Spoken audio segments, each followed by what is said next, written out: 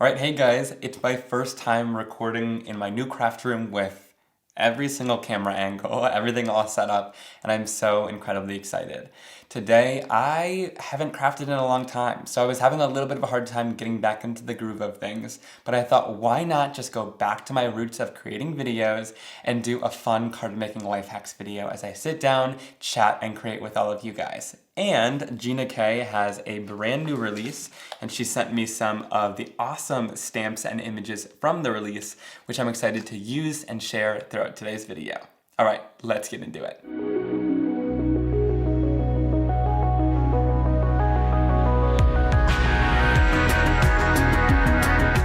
Alright, now I was just so drawn to this stamp set right here. It's called Thank You Greetings from Emily Logan's, and she just has some amazing handwriting. These are huge handwritten sentiments that I'm excited to use and just create some really fun backgrounds for in today's card making.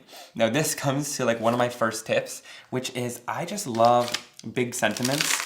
If you are like me right now and aren't really in the swing of things or don't really know what to do, these are going to be game changers because all you have to do is just play, make some beautiful backgrounds, and then stamp these down and it really finishes it off for you. Alright, I'm going to grab my Simon Hurley acrylic black here and place this down. And another tip that I have, we're really getting right into it here, is when you press down your stamps, I always like to flip it over and press it down with my hands as well. This is gonna get like areas like this where there's no stamp down. You'll see we kind of get the air bubbles out there, and that way it won't stamp. Sometimes if you have too many air bubbles in here, you won't get as crisp or clean of an image. And also by putting your fingers over top of it, it kind of conditions it to take the ink a little bit better from being a new stamp. Right now I'm gonna grab a piece of my Simon Hurley Create Stark White cardstock. I'm gonna grab a little bit of anti-static powder tool so that it doesn't stick anywhere when we do our embossing. And then I'm gonna go in with my Versamark ink, which is a clear sticky ink pad, and ink up this stamp. And I am just gonna do a little bit of heat embossing so I can create a fun resist and just stamp this right in the center of the card. All right, now once that's done, I'm gonna go in with a little bit of embossing powder. Now, one recommendation that I have is to use clear embossing powder instead of white embossing powder when you're embossing directly onto white cardstock. Now I love me some white embossing powder when I'm doing it on darker cardstocks, but with lighter cardstocks, I find that the clear embossing powder heats better for me and more evenly, so I find that I get a better image result, and it's just as bright white if you're using bright white cardstock. You also want to make sure that when you're doing your heat embossing, you're quickly moving around your heat tool so that once it turns clear and shiny, you move to the next area, because if you overheat it, it can kind of sink into the cardstock and get a little weird. Alright, now I'm going to go in with my Simon Hurley Create ink pads. I'm starting off with Breakup Blue. I'm going to go in with my domed ink blending tools and just start right in the center. I love these because it makes it so that we can start right in the center without getting any harsh marks. So I'm gonna go in, this is my lightest color, and just start my ink blending. You can see how nice and softly those blend out. Now, someone the other day mentioned in my videos that I had always put my ink pad on the opposite side of where I was inking, so I would have to like reach over. And they pointed out that if I just put it on my right side, I won't have to keep like reaching over my hand to ink up my ink pad, which I thought was kind of funny that I did that just by habit, but it makes a lot more sense to keep it on this side over here. So I'm just gonna go right around that blue with color that's a little bit darker. This one is Clear Skies. Now I'm gonna create kind of an ombre look here. This is one of my favorite ways to really draw your eye to the center of a card. I've showed it a few times here on the channel, but I wanted to do just a fun ink blended background. And you're gonna have to trust the process because as we move out here and add more colors, it just looks stunning in the end. Last color, I'm gonna go in with Midnight Snack. I love this dark blue, and this is what's going to really create some depth and dimension on the outside here. So we're just bringing it to the outside and blending it in with that Clear Skies color for lots of drama and shadows. Someone also in one of my recent videos commented and said that they wish that I would talk about like the cardstock or why I'm using things more. So I hope today's video is kind of helping out with that. Now the reason I use the Simon Hurley Create Stark White cardstock for pretty much everything in my card making is because it's a super bright white cardstock, but also it takes the ink beautifully. Like if you've seen, as I'm laying down the ink, it's really easy to move around and blend, but it's also giving super dark and crisp colors is the reason why I like it. You're really able to build up the color because there's no coating on the surface. Whereas some other cardstocks, I noticed there's like a little bit of a coating on top of it, which isn't super noticeable until you're laying down the inks and you aren't able to like layer up your ink and get a true intense color. So you can see with this blue, it might start out kind of like a mid-tone, but as I go back in and keep layering it up, which my cardstock allows for, it creates a really nice, dark, and beautiful, rich color. But that's why I use my Simon Hurley Create Stark White cardstock. I just wanted to kind of explain that so that hopefully you guys kind of understand which white cardstock I'm using and why I'm using it. I just love how this looks. It's so stunning. And then again, if I want to go back in with Clear Skies, move it to this side, Simon, I can, and I can bring it back in to easily blend that together and create a nice, soft, and beautiful blend in between the colors. So the reason I love that ombre technique is because, like I said, it draws your eye to the center. In photography, they use it a lot as a vignette around the photo to really draw your eye to the focal point. So that's exactly what this is doing with just color as well. I'm gonna do some masking, and I love the mint masking tape from scrapbook.com, but they recently came out with this larger 4-inch roll as well. And there's a ton of tape on this, which I love. So I'm going to take a piece that's as big as the sentiment we used today, place it on our surface here, and then I'm just going to use whatever ink. We just need to create an impression of this, so I'll just use that Clear Skies color, ink it up, and stamp down that same sentiment that we used on our card today. We're going to create a mask with it. So it doesn't need to stamp perfect at all. This is great. Once that's done, we can go in and fussy cut this out. And I'm just going to use my Fiskars Spring Assist scissors.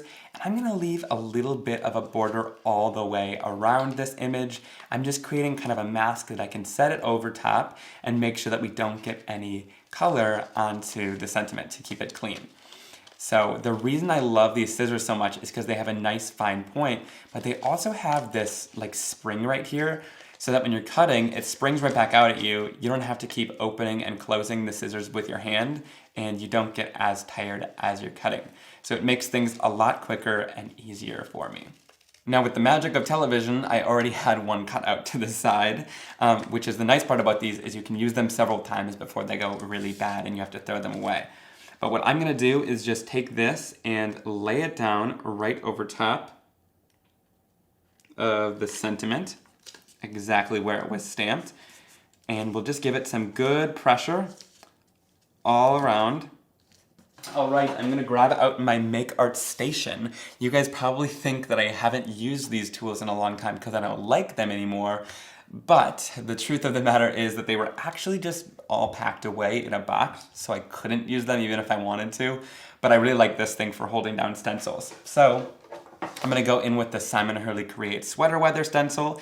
It doesn't need to be a Christmas card in order to use this. I just like it as kind of a nice pattern and motif for my cards. And the Stay-tion is gonna help just hold things down with this stencil so that it's not lifting up, so that we can really add the water down to the surface and make sure that it doesn't go underneath the stencil. All right, now that we've got it all masked and ready, we can go in and start just spraying our water down over top of our stencil there.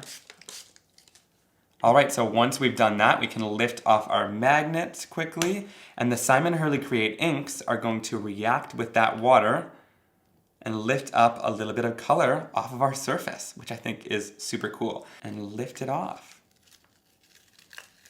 And that just helped to protect the inside and not add any detail around that and not make it super busy around the sentiment.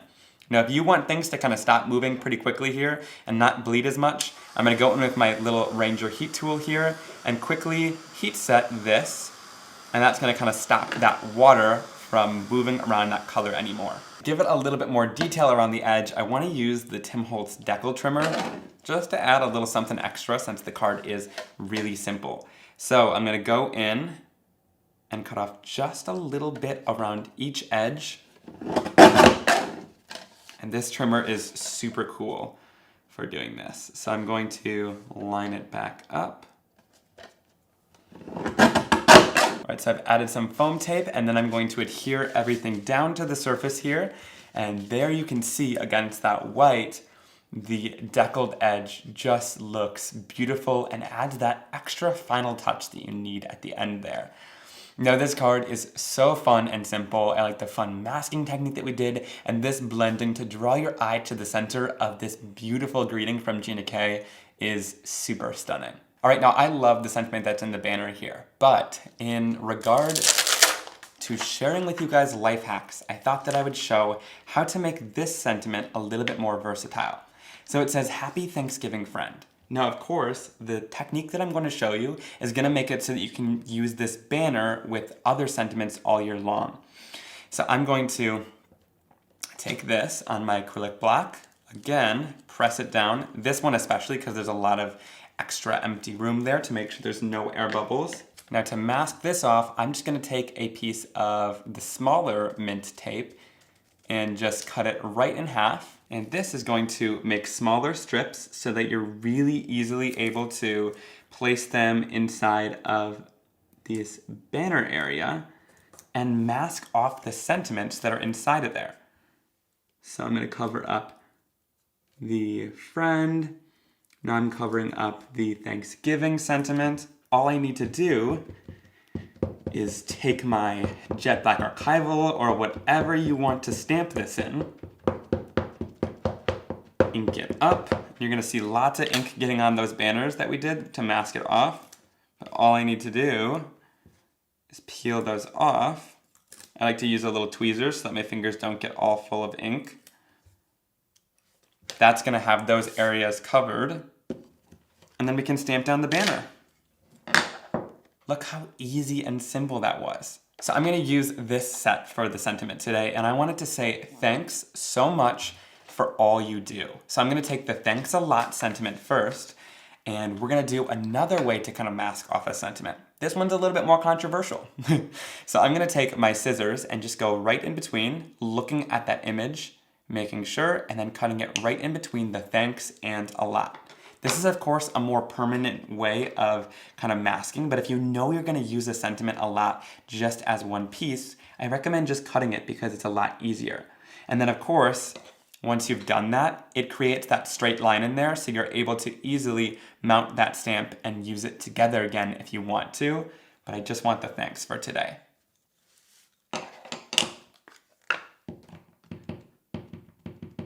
So I'll ink that up and stamp it down. Last but not least, we're going to stamp down the For All You Do sentiment. In the bottom of that banner, give it some good pressure, and there we go. All right, now I want to add a little bit of shading to this, so I'm going to use a little bit of Gur ink from Hurley Create. I've added it down onto my craft sheet so I can lift it up and paint with it. And then I'm going to put some water onto the side as well. And once again, I'm just using my Hurley Create Stark White cardstock. I don't find the need for watercolor paper because this takes the water pretty nicely. So when I'm doing my watercoloring or any shading, I always like to go down with a layer of water first. That's one of my biggest tips because it allows you to really blend that color without it sinking in really quickly, right? Because otherwise, any color is just going to go right into the cardstock. But this makes it so that you can really paint with it first. So I'll go in, and then we'll add a little bit of extra shading by using less water and going in right from the edge. And that is how we get the color just a little bit darker around the edges. All right, so once that's all done, I'm going to go in, line up the coordinating die, and we can die cut it out. The die cutting machine's back here now. So you guys can like watch me die cut.